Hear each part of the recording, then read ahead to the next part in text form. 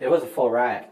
They can say what they want. It was a riot. This worker at the city's Criminal Justice Center asked us to hide his identity so he wouldn't lose his job.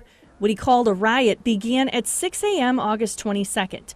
2 inmates attacked a 73-year-old guard and held him hostage in a shower. The I-team obtained this footage showing how it started.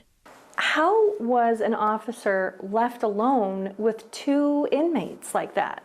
I don't care what anybody says. Those 2 people shouldn't have been out. Following the attack, Jail Commissioner Jennifer Clemens Abdullah defended the center's procedures. We had adequate staffing, and it was doing the normal operation of serving of the meal. And they saw an opportunity and they took it.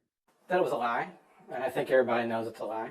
Only one person should have been out at a time, and arguably they should have been handcuffed or shackled. And when the jail commissioner said the inmates were passing out breakfast trays, the idea of an inmate in a special management unit helping pass trays is asinine. The guard was shackled in the shower for 2.5 hours before a police SWAT team rescued him.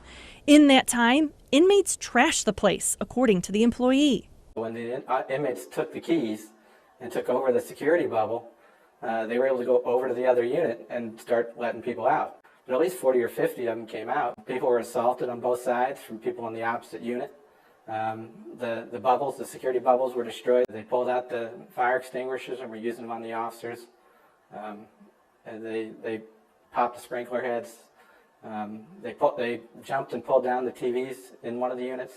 The I-team also obtained this still image of officers inside the unit. Do you think that city officials were truthful when they were describing what happened? No. All they wanted people to know was about the hostage situation. They didn't want people to know that there was a riot. This wasn't the first time something like this has happened.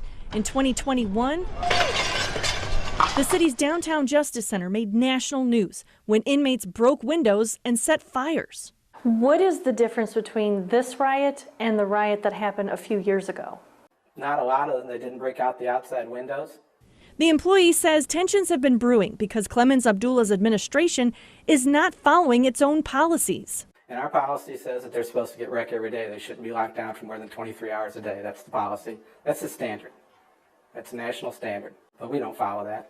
We're not designed for punishment. It's a jail. It's pre-trial. This isn't prison. Do you just think that type of treatment leads to violence? I think for an extended period of time it does, yeah. These guys that you've been pushing and leaning on for some of them months at a time, you can't be surprised when they act out. I don't know what human wouldn't. For the I-team, Christine Byers, 5 on your side.